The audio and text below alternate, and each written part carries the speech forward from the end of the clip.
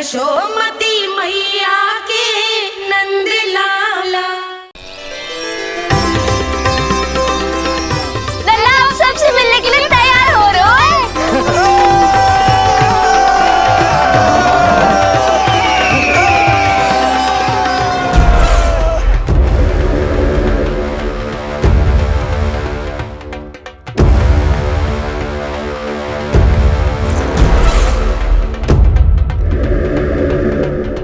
कहाँ से आ रही है पानियां विष्णु?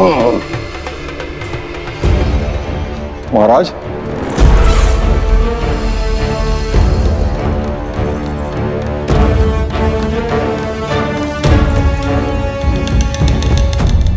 आप सबने कुछ वर्ष पूर्व हुई आकाशवाणी के विषय में तो सुना ही होगा। उस विष्णु ने घोषणा करवाई थी कि उसका अवतार राजकुमारी देवकी के 8वें पुत्र के रूप में जन्म लेगा और मेरा अंत कर देगा। शत्रु को अवसर देना मेरे स्वभाव में नहीं, और यह तो मेरे अस्तित्व का प्रश्न था। इसलिए मैंने स्वयं अपने इन हाथों से देवकी की प्रत्येक संतान का अंत कर दिया। और मैं क्या करता?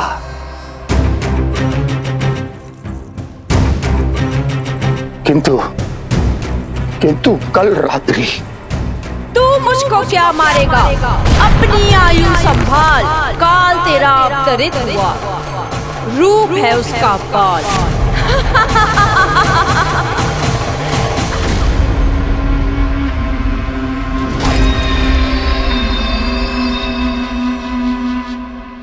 ध्यान देना यशोदा मैया, तेल लगाने के बाद ही असली मालिश प्रारंभ होगी। अपने भाई की सहायता करने आने के लिए धन्यवाद बहन योगमाया। चिंता मत करना नीलमणि, तुम्हारा पूरा ध्यान रखूंगी मैं। परेशान मत हो मैया, हम दोनों कुछ नया सीखेंगे आज। बहुत आनंद आएगा।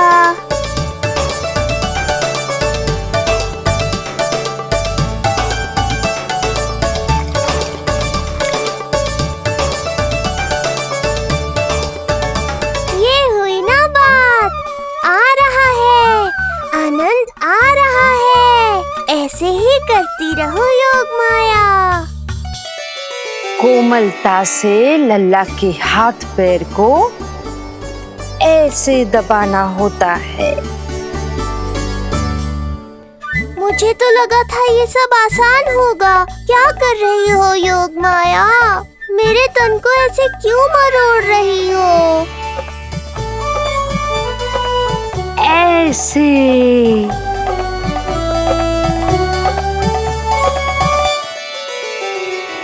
अब पीठ की बारी है। हाँ, धन्यवाद, तुम्हारा बहुत बहुत धन्यवाद। ये अत्याचार समाप्त हुआ है। अब मुझे उल्टा क्यों कर दिया? संभाल के योगमाया। आप चिंतित ना होइए।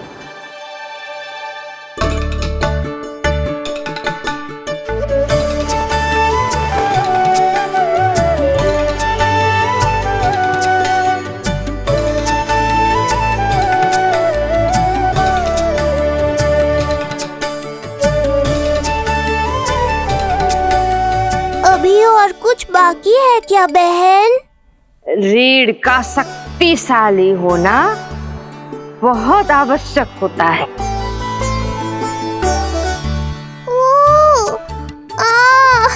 मुझे पता नहीं था स्नान करना इतना कठिन भी हो सकता है। इससे आसान तो संसार संभालना है। वैसे तो एक माता अपनी पुत्री को संसार के विषय में सब कुछ सिखाती है, किंतु यहाँ पुत्री अपनी माँ की सहायता एक माँ की तरह कर रही है। सिखा रही पुत्री, देखो सीख रही है माँ, पर ना पाए पहचान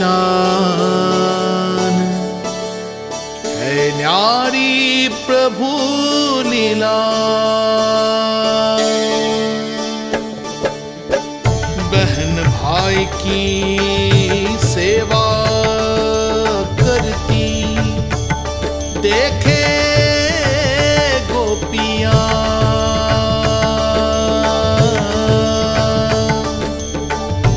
संबंध अनोखा सबके सम्मुख, पर कोई जाने ना, पर कोई जाने ना।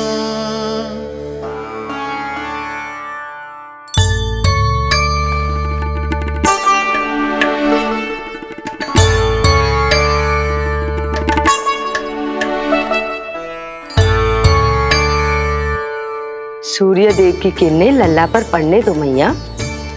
धूप से ही तो इसे आवश्यक शक्ति मिलेगी, जिससे इसकी अस्थियां और तन शक्तिशाली बनेगा।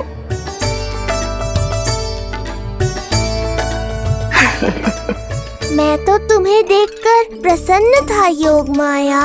मुझे लगा था तुम मेरी मैया का कष्ट दूर कर दोगी, पर तुमने तो मेरा ही कष्ट बढ़ा दिया।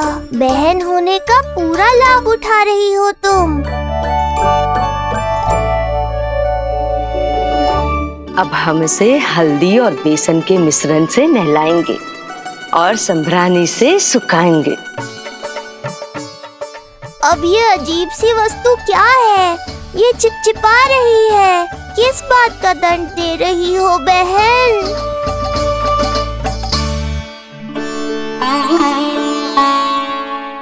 मुझे पता है आप बहुत चिंतित है यशोदा मैया, पर नारायण पर भरोसा रखे, सब अच्छा ही होगा।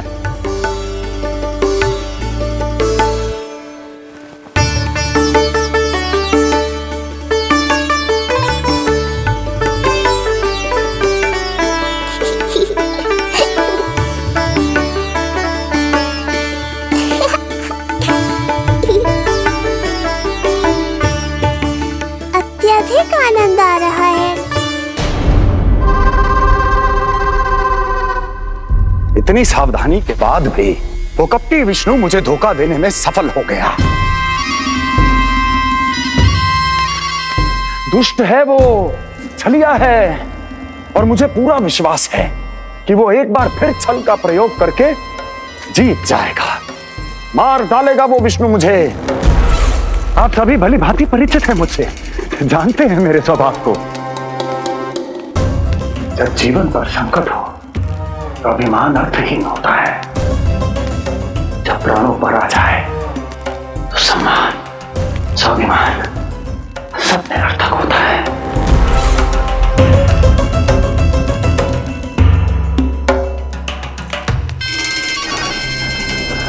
किंतु सत्य ये है कि आज मुझे भय लग रहा है।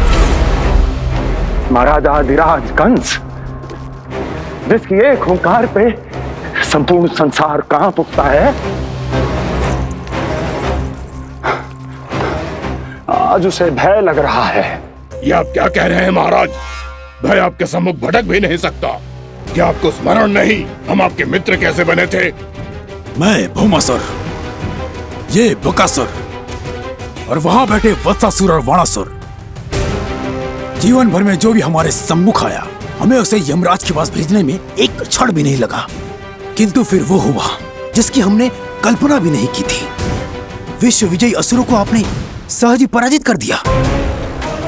एक ऐसा अभूतपूर्व योद्धा महाबली कंस आज भयभीत हो रहा है। यह संभव है महाराज। जिसने आपको भयभीत करने का दुस्साहस किया है, उसके प्राण हरने का समय आ गया है महाराज। विष्णु के विरुद्ध हम सभी आपके साथ हैं। महाराज, तुम सबकी मित्रता मेरी शक्ति है, इसलिए मैं चाहता हूं कि तुम सब उस विष्णु अवतार को ढूंढने में मेरी सहायता करो। सोचो कैसे खोजा जा सकता है उसे? कहां मिलेगा वो? विष्णु! विष्णु! विष्णु! बातें तो बहुत अच्छी कही, किंतु ये क्या कर रही हो? मत डालो। नहीं नहीं।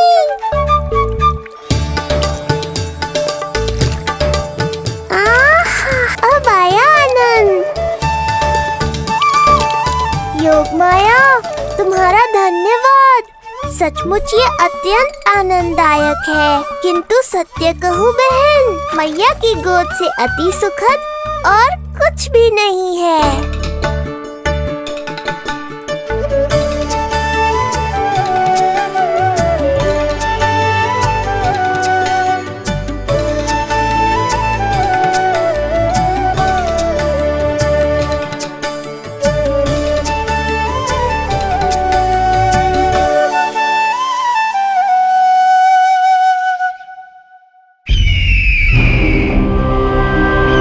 विष्णु कोई भी रूप धारण कर सकता है, हम उसे पहचानेंगे कैसे? बल का प्रयोग आसान है वत्सासुर। बुद्धि का प्रयोग करो। कुछ भी करना पड़े करो, किंतु उपाय खोजो। मिल गया उपाय। मैं जानता हूं उसे कैसे खोजना है, उस छलिए को। शीघ्र बताओ बकासुर, क्या सुझाव है तुम्हारा? विष्णु जैसा व्यक्ति वहीं निवास करेगा जहां सत्य और शांति व्याप्त हो, जहां गायों की पूजा होती हो और बच्चे बिना किसी भय के सुरक्षित वातावरण में खेलते हों, जहां ब्राह्मण शास्त्रों के अनुसार जीवन यापन करते हों, जहां यज्ञ हवन होता हो, ऋषि मुनि तप करते हों, जहां विष्णु के भक्तों को पूजा आराधना करने की स्वतंत्रता हो। वाह बकासुर वाह, बिल्कुल सटीक वर्णन किया है तुमने उस विष्णु के प्रिय स्थान का। बस अब हमें केवल विनाश का नृत्य करना है। ऐसे सभी स्थानों की शांति भंग कर देनी है। यज्ञ स्थलों को भ्रष्ट करना है, मंदिरों को नष्ट करना है, ब्राह्मणों को आतंकित करना है, गायों को छीनना है और उनकी हत्या करनी है। यदि हम ऐसा करने में सफल हुए, वो समाज रक्षक विष्णु स्वयं सामने आने पर विवश हो जाएगा और मैं उसका आसानी से अंत कर दूंगा।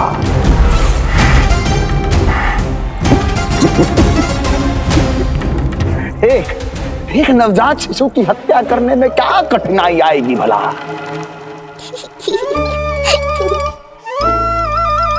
ये लो मैया, हो गया।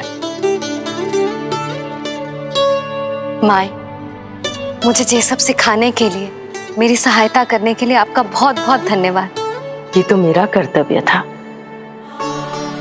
मुझे बड़ा अपनापन सा लग रहा है आपके साथ, किंतु कभी मिले हो ऐसा स्मरण ना हो रहा है।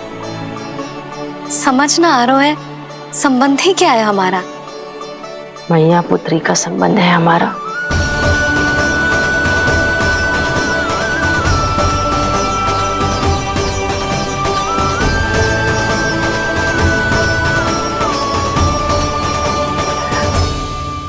अरे मेरी बिटिया की तरह ही तो हो तुम। तो फिर आप ही बताओ माई, मैं ऐसा क्या करूं कि अपने लल्ला के लिए संसार की सबसे अच्छी मैया बन पाऊं? संसार की सबसे अच्छी मैया ही हो तुम। सदैव स्मरण रखना, तुम दोनों का मैया लल्ला बनना विधि का विधान है, विधाता की इच्छा है, श्री हरि नारायण का वरदान है। ये तुम जैसी हो बस वैसी ही रहना, अपने लल्ला की मैया। इसलिए तो आया है ये इस संसार में। मैया का कर्तव्य निभा पाना बहुत बड़ा उत्तरदायित्व है। क्या पता मैं जे निभा पाऊंगी भी कि ना। निभाओगी, बहुत अच्छे से निभाओगी तुम अपना कर्तव्य। इसीलिए तो चुना है इसने तुम्हें।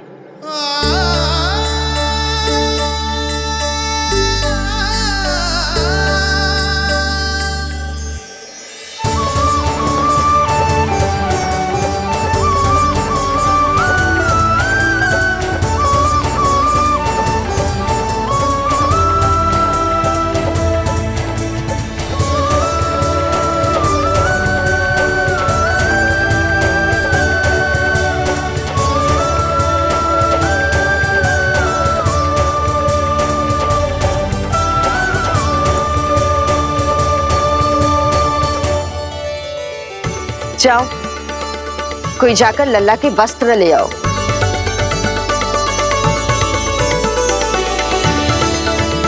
एक बार वो बालक मेरे हाथ लग जाए।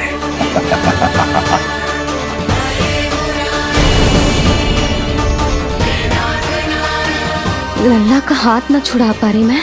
नवजात बालक में इतनी शक्ति। यशोमती मैया के नंद लाला।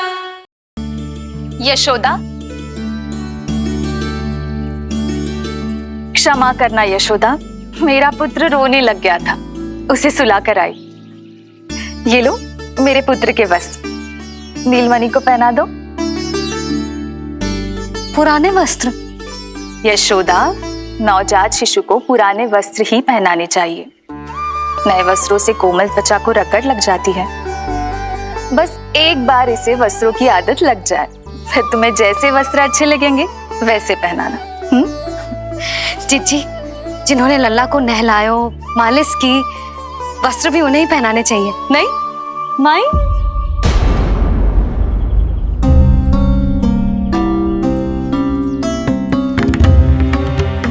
यशोदा किसे ढूंढ रही हो? लगता है चली गई। कौन?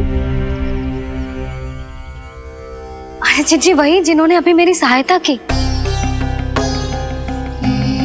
जीजी, मुझे ऐसा लगो जैसे मेरा कोई विचित्र सा संबंध है उनके साथ। मैं भी कैसी बावली हूँ, ना मैंने उनका नाम पूछो, ना ही मैंने उन्हें कुछ दिया। आपने मुझे अपने हृदय से लगाया मैया। मेरे लिए संसार की समस्त नीतियों से बढ़कर है वो। यशोदा, तुम कहाँ खो गई? चलो अभी लल्ला को तैयार भी तो करना है।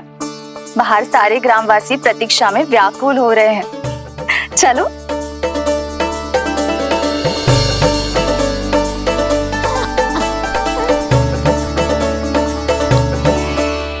बस एक बार वो बालक मेरे हाथ लग जाए।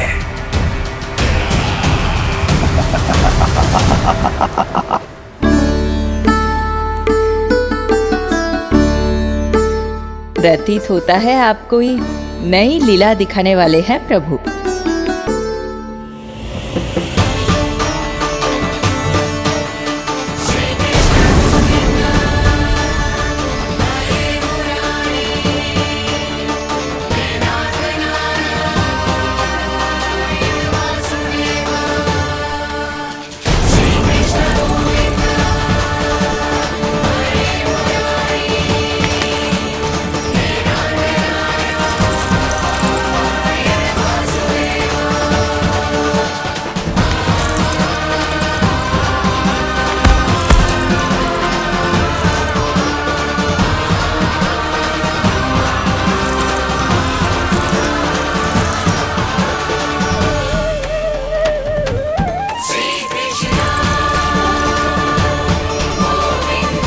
लल्ला का हाथ न छुड़ा पा रही मैं। नवजात बालक में इतनी शक्ति। इससे पहले कि मैया को संदेह हो,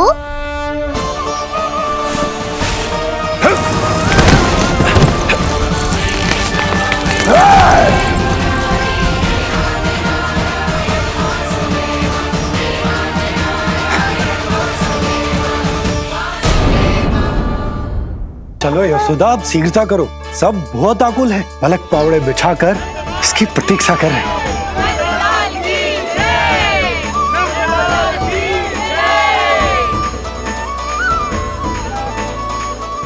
यशोमती मैया के नंद लाला।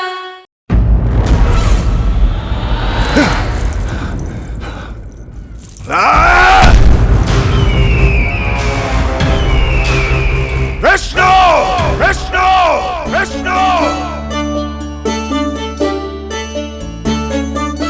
मालिश कराते ही अद्भुत शक्ति आ गई है तुम्हारे लल्ला में।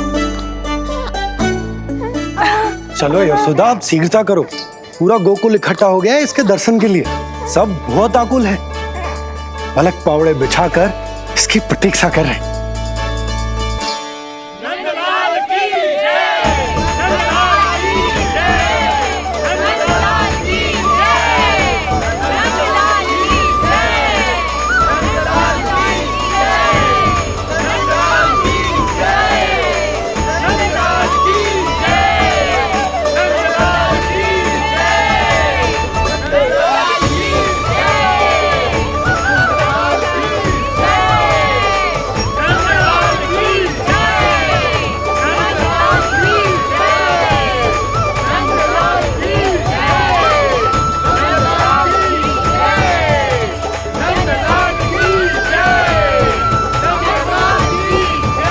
अब आप एक एक करके आइए, हमारे लल्ला से मिलिए और उसे आशीर्वाद दीजिए।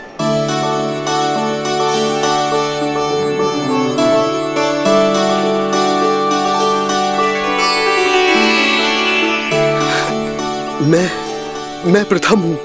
सबसे पहले मैं मिलो हूँ। मेरी गोकुल के दुलारे नंद लाल, नारायण जी से प्रार्थना है, तुम बड़े होकर हमारे राजा बनो और अनंत काल तक तुम हम सबकी रक्षा करो।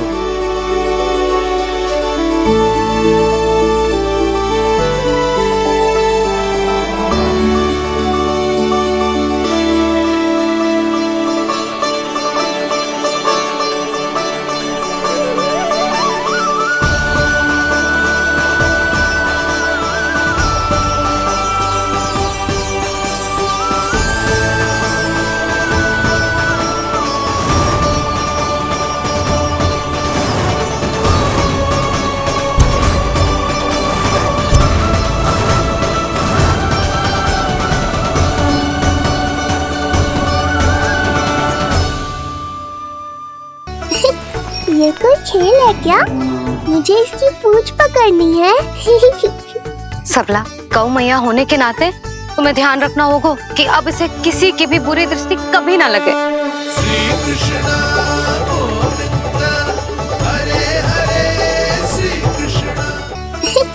ये कोई खेल है क्या? मुझे इसकी पूंछ पकड़नी है। सबला, गौ मैया होने के नाते तुम्हें ध्यान रखना होगा कि अब इसे किसी की भी बुरी दृष्टि कभी ना लगे।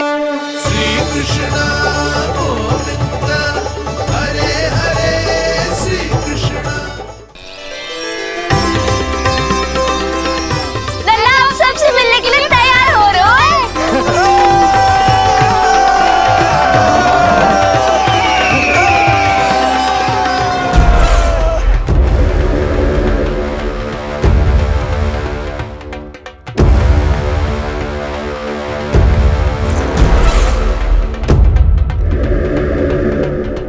कहाँ से आ रही है पनिया? विष्णु महाराज,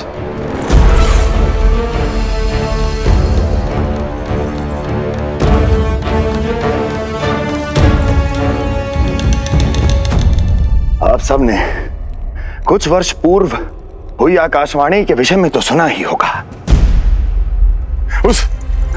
उस विष्णु ने घोषणा करवाई थी कि उसका अवतार राजकुमारी देवकी के 8वें पुत्र के रूप में जन्म लेगा और मेरा अंत कर देगा। शत्रु को अवसर देना मेरे स्वभाव में नहीं, और यह तो मेरे अस्तित्व का प्रश्न था। इसलिए मैंने स्वयं अपने इन हाथों से देवकी की प्रत्येक संतान का अंत कर दिया। और मैं क्या करता?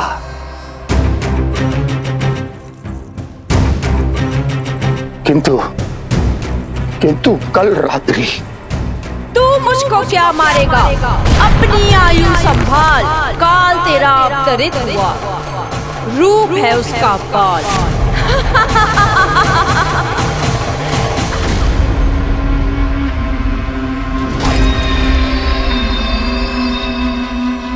एक बार वो बालक मेरे हाथ लग जाए।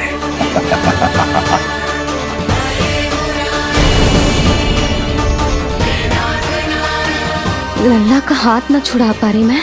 नवजात बालक में इतनी शक्ति। चलो यशोदा, आप शीघ्रता करो, सब बहुत आकुल है। बालक पावड़े बिछाकर इसकी प्रतीक्षा कर रहे हैं।